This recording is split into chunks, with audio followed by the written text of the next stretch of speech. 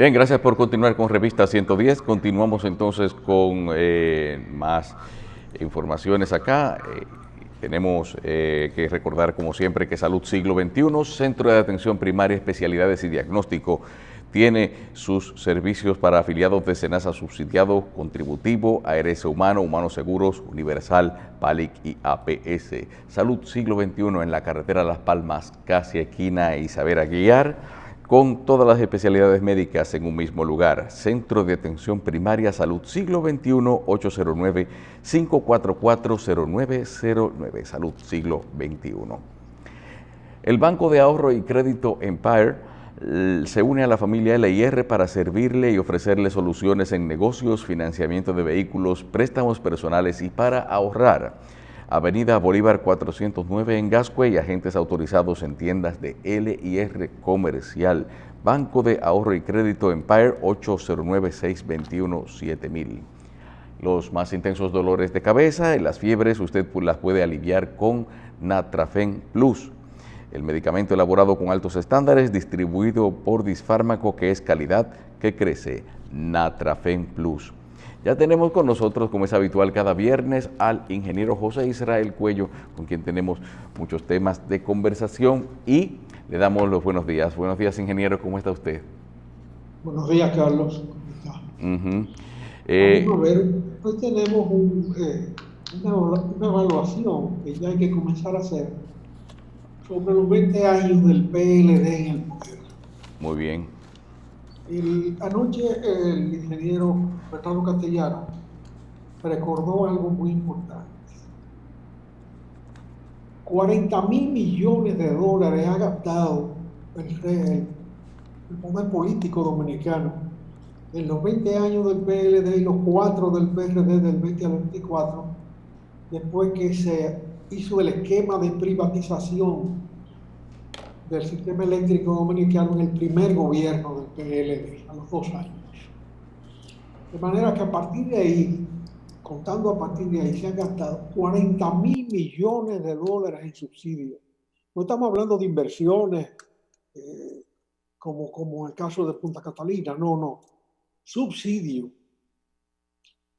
Bueno, se puede decir sin lugar a dudas que es la peor gestión en el sector eléctrico de la historia dominicana, no comparándola con el PRD, porque el PRD ha estado en el poder solo en 3 periodos, 3 periodos. Estamos hablando de 6 periodos del PLD. Se podría comparar con lo de Balaguer, pero ellos trazaron una política propia de privatización del sistema que ha permitido concentrar la eficiencia en un lado y la riqueza en el lado de generación, y concentrar las pérdidas y la ineficiencia de pérdidas por eficiencia, primero que nada, en el Estado. Es muy fácil así. Y no estamos diciendo nada nuevo. Con esos 40.000 millones de dólares en subsidios se ha dado un servicio inestable, precario,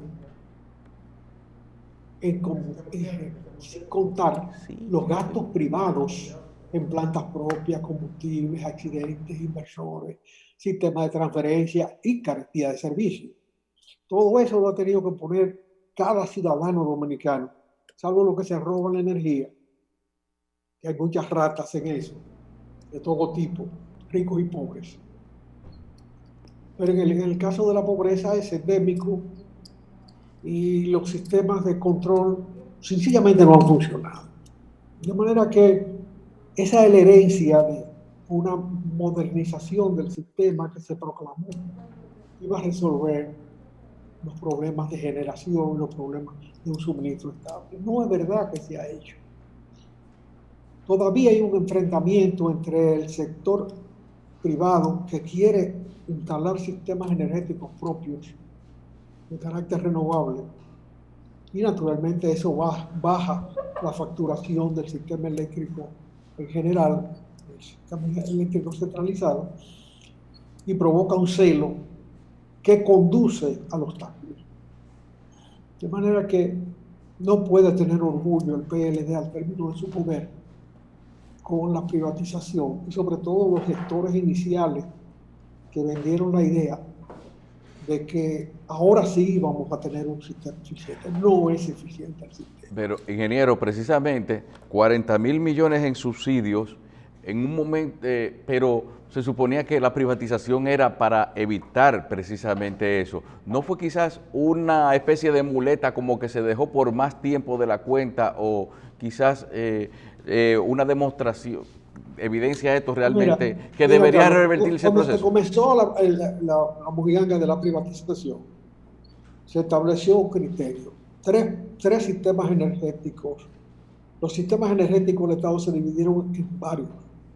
El hidráulico, que quedó en manos del Estado y que no ha sido manejado con eficiencia. Pero naturalmente se rinde tanto que da hasta para publicar 6 esquelas mortuorias de empleados afectados por la pandemia o no, pero coincidencialmente en los mismos días. En eso se bota el dinero aquí. Ahora se publican esquelas mortuorias porque se le murió una tía a un sereno o a un funcionario. Eso no es tarea del sistema eléctrico hidráulico. No es tarea sencillamente es irritante. Pero eso indica la mezquindad del trabajo. Hay que atender las cosas grandes, las cosas importantes. Y ellos no están en eso. Y esa deja dinero, naturalmente. No sé qué se invierte, pero ese sistema deja dinero. El otro sistema se dividieron en las térmicas, se dividieron en dos, Itagüí y Jaina, y se entregaron a los que cotizaron para administrarla sobre la base de que ellos hicieran las inversiones correspondientes en el mismo valor del equipo que se entregaba. Esa nunca se ha auditado, nunca se ha establecido si esa inversión se hizo. De manera que probablemente se hizo vendiendo energía. Es muy fácil, si te entregan el equipo, tú comienzas a cobrarle al propio sistema, y va invirtiendo y tú mejoras la cosa, perfecto, ahora estamos ganando los dos juntos, somos socios, pero yo no puse nada. Fueron 800 millones de dólares que se entregaron ahí de equipo, y de eso nunca se hizo una auditoría. Entonces quedaba el problema de la comercialización. La licitación ganó se dividió en 13, de este, de norte y de sur, y en ese sistema operó con déficit, como es natural, estaba concentrado un déficit ahí, y la empresa que había ganado, una empresa española que había hecho el estudio para la privatización de la propia corporación de electricidad, entendió que no iba a poder manejar eso. Y ahí en el gobierno del PRD, en los 4 años de Hipólito, se llegó a una negociación en el cual el Estado recuperó esas empresas y tuvo que pagarle a esa empresa española, que todavía tiene una planta generadora en La Vega, y creo que otra aquí en Santo Domingo, de menor cuantía. Fenosa. Tuvo que pagarle un dinero por los años o el tiempo que había estado al frente, pero pasó de 3 años, al frente de 2 distribuidoras, perdiendo dinero. Y se concentraron las pérdidas ya totales en la distribución y en consecuencia el Estado a cargar con eso. Pero los resultados hoy son 40.000 millones de dólares en subsidios y la ineficiencia que hemos tenido, que ya vamos a morir con ella, no va a lograrse en la vida, por lo menos nuestra, que en el 96, cuando se inventaron la mojiganga esa, todavía teníamos una esperanza de vida un poco más larga. Sencillamente el esquema no funcionó. Bueno, eso culmina con lo de Punta Catalina, cuyo expediente nunca será realmente analizado. Lo de Punta Catalina es como lo del rey español, que se robó un dinero, sencillamente. Arabia Saudita construyó un tren de alta velocidad a la Meca, lo construyó una empresa española, y le regalaron $1 millón al rey. Y el rey lo cogió, lo puso en Suiza y después lo trasladó a Panamá. Pero los reyes no se tocan, porque se toca la monarquía como sistema, que incluye la impunidad de un sinvergüenza.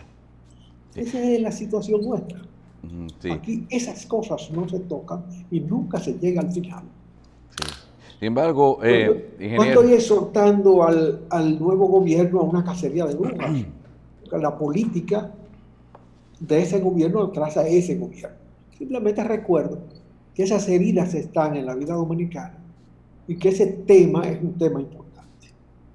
Bien. Ingeniero, hay un rey emérito en España que parece Este que mismo. no le buscan, no le encuentran dónde ponerlo, e incluso hay acusaciones de una malversación de fondos, de un dinero que Un regaló. millón de dólares que le dio el rey de Arabia Saudita.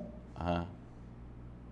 O sea que la cosa no es, es un poco más complicada que salir a matar elefantes y oso borracho.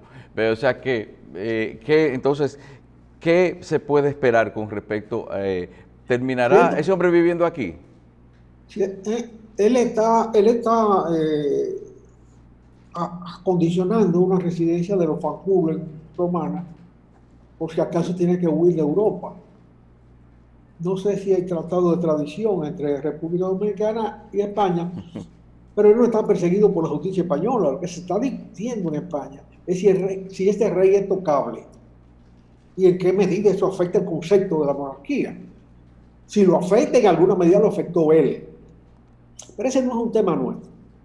La monarquía es una necedad. Yo vi a Santiago Carrillo muchas veces cantar a todo pecho, sin reyes ni burgués ni Dios, uno de los versos de la Internacional. Hay muchos actos en el mundo de la esperanza comunista.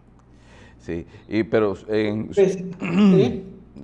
hay también un tema internacional del cual nos interesaría escucharle hablar sobre este intercambio de elogios de Donald Trump y Andrés Manuel López Obrador de Estados Unidos y México respectivamente, que estamos viendo que es Mira, un cambio.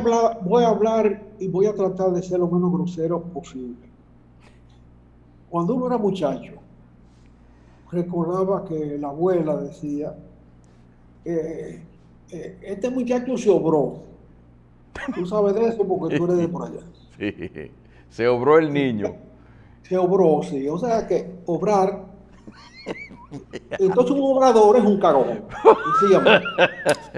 No hay que entenderlo mucho. Ese Sí. señor es un obrador, primero que nada, no López, sino obrador, ridículo, que después de haberle aguantado a Trump todas las fantocherías y groserías del mundo sobre los inmigrantes, esa gente que va a trabajar duro. El caso de los inmigrantes mexicanos es más penoso que el nuestro, porque el inmigrante nuestro es un inmigrante que ha ido al polo siempre desde un principio, incluso en la era de Trujillo. El emigrante dominicano iba a Nueva York, no a Miami. A Miami va a la clase media y no hay una colonia grande dominicana de clase media entre arquitectos, locutores de radio y muchas personas que hay en Miami, médicos que hay en Miami y su zona después de la muerte de Trujillo. Pero desde antes de morir Trujillo, los que podían emigrar iban a Nueva York. O sea, eso cuando se estudie es el proceso de proletarización de la clase media dominicana que reduce su condición y de la clase baja, campesinos y chiriperos y intelectuales de segunda clase, que se van allá y se proletarizan. Es un estudio pendiente, pero a simple vista es así.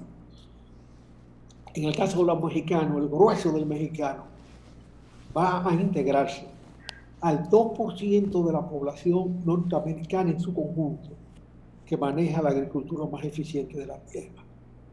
Pero el trabajo es el trabajo más duro, sobre todo la recolección de cosechas. Ese 2% crece al 3% del total norteamericano, y los norteamericanos, sin lugar a dudas, son el granero del mundo. Tienen la capacidad de exportación de productos comestibles más altos de la tierra. Y además, una movilidad de factores de producción realmente notable. Una finca que está sembrada hoy de soya, pasado mañana está sembrada de maíz, con una facilidad espantosa, cosa que no sucede en el resto de la agricultura mundial, donde ese movimiento de los factores de producción es más conservador. Pero esos inmigrantes mexicanos, la mayoría de los cuales cruzan sin visa, pero trabajan en Estados Unidos y pagan impuestos en Estados Unidos, además mandan dinero a México.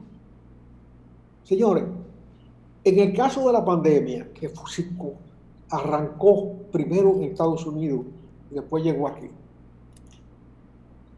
el comportamiento de las remesas es mejor que sin pandemia. Una cantidad de gente que lo que está viviendo de un subsidio americano porque cesó de trabajar, de ese subsidio, que cualquier sitio es precario, de ese subsidio ha tenido la grandeza de cumplir con su familia o con sus inversiones en el país, porque hay muchos que trabajan para montar negocios aquí. Han mandado el dinero y han mandado un poquito más que lo que normalmente debía llegar en los meses sucesivos. Eso pasó en México, eso pasó en Honduras, eso pasó en El Salvador, eso pasó en República Dominicana. Entonces, cuando este señor va a Estados Unidos, va a nombre de esa gente, entre otras cosas. Le aguanta cuanto boche le dio Trump durante 3 años que lleva en el poder, insultándolo.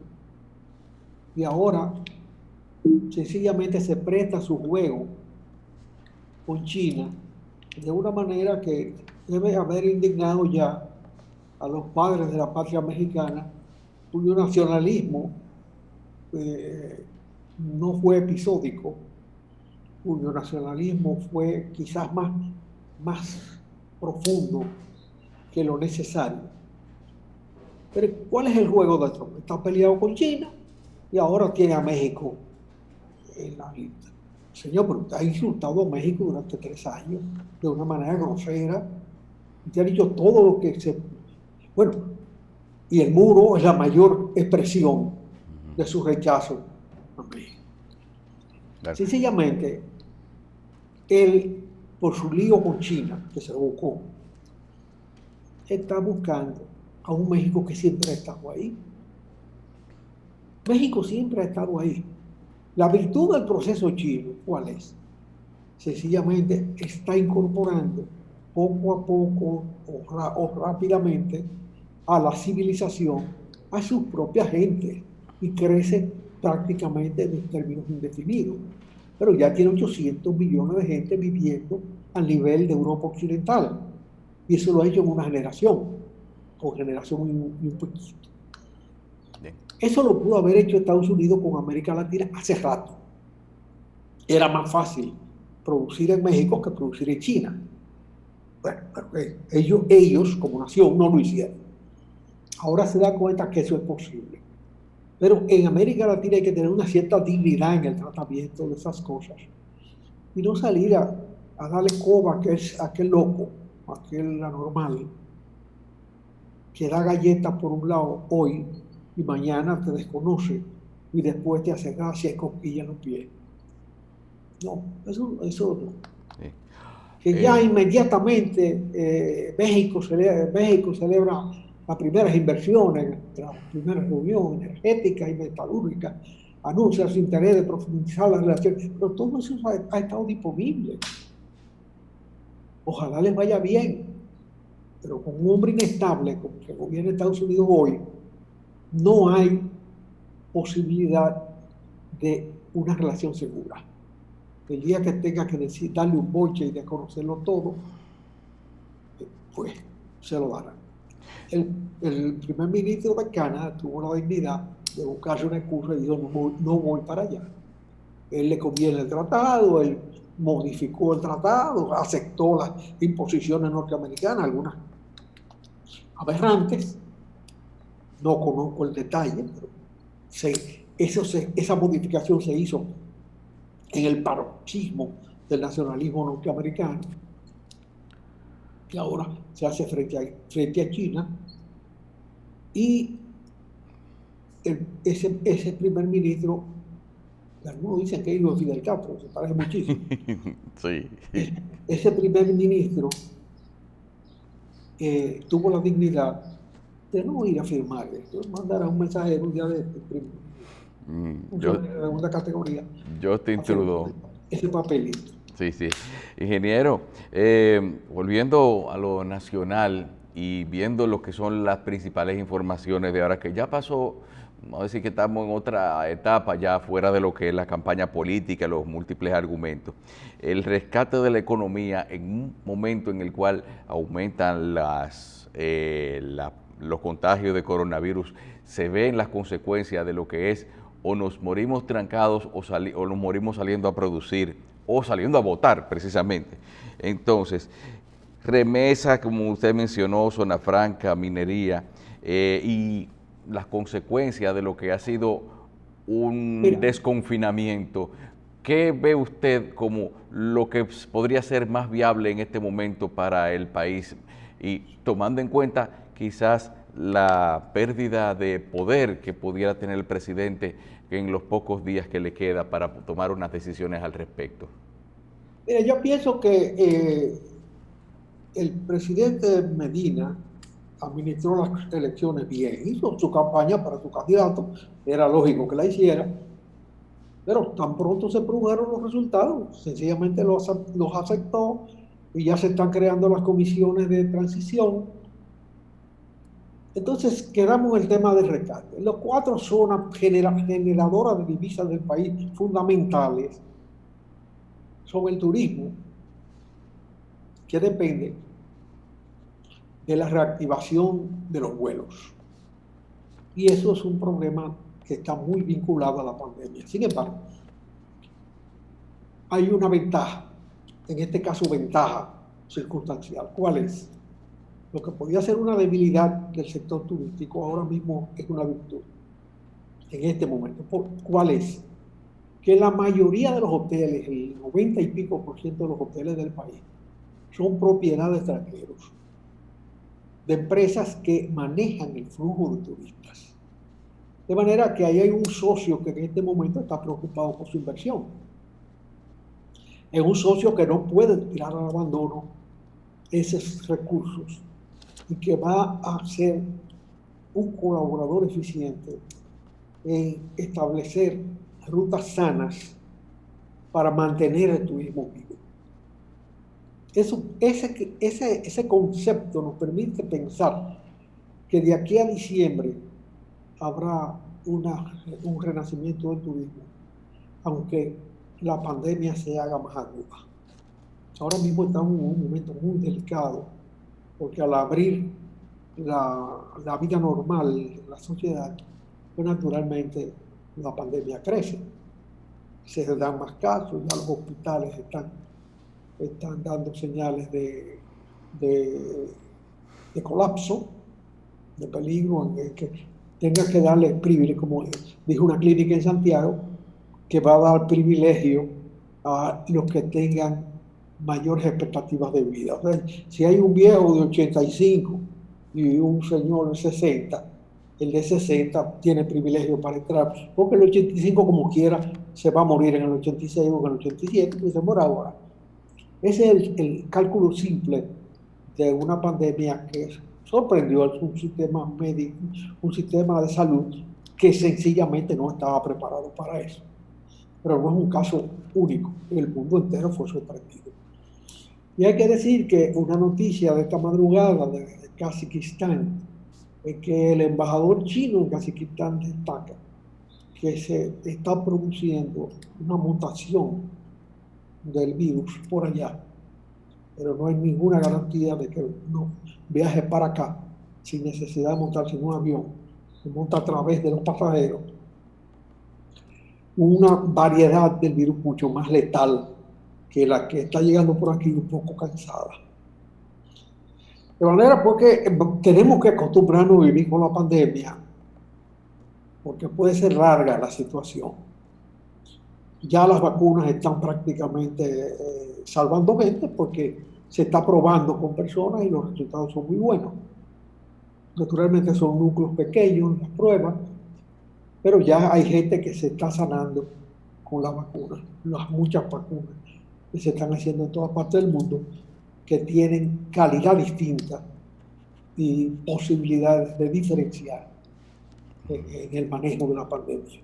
Sí. Porque así como el virus muta, tienen que mutar también las vacunas. Está bien.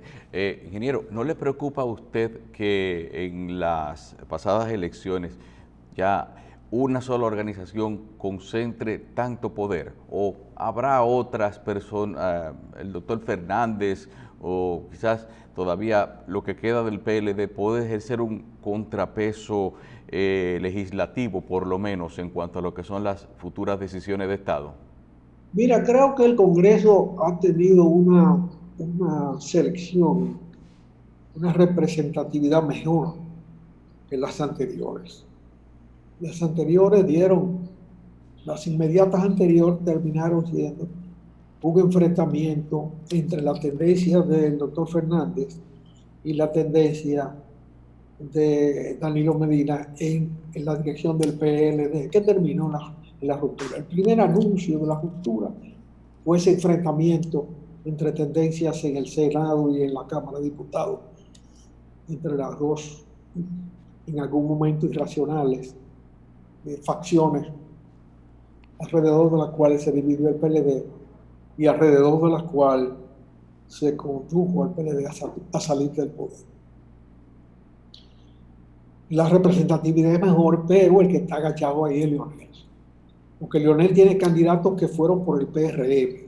En un artículo de Rosario Espinal hay un incidental, que el que sabe leer un poquito esas cosas se da cuenta, que fue una información que yo obtuve después que tenía el artículo hecho, en que dice que el PLD de Leonel había llegado a un acuerdo con el PRM sobre 9 senadores del PRM que iban a ir en esa boleta para garantizar la adhesión a la candidatura del PRM si había segunda vuelta.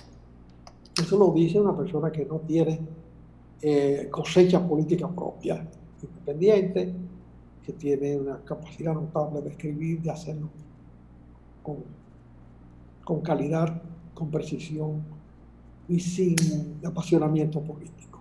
No ha sido militante de nadie nunca, aunque su padre lo fue.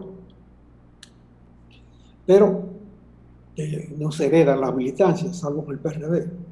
Son incurables. Sí. Entonces se nace PRDista y el abuelo era PRDista, porque el abuelo o el bisabuelo era PRDista. Bueno, hay quien dice que Marrero Aristi era PRDista, el régimen de Trujillo. Pero esa es otra historia.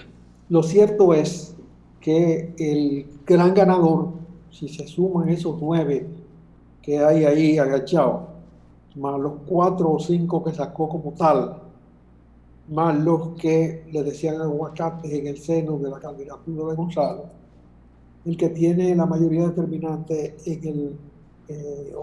o la facción determinante en el Senado se llama Leonel Fernández. Y naturalmente le va a hacer más cosquilla en los pies que la que le hizo Jorge Blanco a Antonio Guzmán desde la misma trinchera. En definitiva, frente al país, estando las pequeñeces que hay en todos esos enfrentamientos, este es un Congreso mucho más abierto, mucho más democrático que el anterior y sobre todo mucho más renovado, porque la presencia en la función legislativa puede ser virtuosa cuando se hace seriamente, pero cuando es de carácter faccioso y simplemente se juega a la crisis y se nesea en el debate institucional, es muy dañina para la vida democrática. Sí. Ingeniero, antes de que Pero nos volvamos al rescate de la economía. Ya hablamos de las remesas que han crecido. Ya hablamos del turismo y su posibilidad de recuperación. Las zonas francas sufrieron baja, pero se van recuperando en la medida recuperan las órdenes de compra y reorganizan las fábricas. Sin embargo, el sector más virtuoso de la producción de zona franca antes de la pandemia, que ya por sí mismo hace estadísticas propias, es el sector precisamente de equipos para hospitales y servicios médicos, que está en Jaina. Esa es una zona franca dedicada prácticamente a esa actividad de múltiples empresas. Bueno, como es natural, la pandemia condujo a una demanda de esos equipos, a una demanda mayor. En consecuencia, eso creció. Ya llevaba estadística propia, ya era el de mayor valor agregado en la zona franca, donde hay muchas cosas que tienen muy poco valor agregado. Y naturalmente se ha consolidado enormemente y sigue siendo, desarrollando sus virtudes y sus opciones de expansión. Probablemente esa estadística sesgada nos conduzca a pensar mejor qué tipo de zona franca se desarrolla. Luisa Fernández, que ha estado frente de eso, que ya tiene una experiencia acumulada, es del tipo de personal que el nuevo gobierno no debe dejar de lado. Porque manejar la zona franca y la selección de opciones en la inversión no se aprende en escuela de mecanografía. Y en la minería, como consecuencia de la crisis económica y de la crisis de salud, los precios del oro, que es el mineral por excelencia en la explotación dominicana de hoy, están muy altos, probablemente los más altos desde que esa explotación minera se inició hace ya tantos años como Danilo Medina tienen el poder. De manera que en lo que se refiere al rescate del sector externo de la economía dominicana,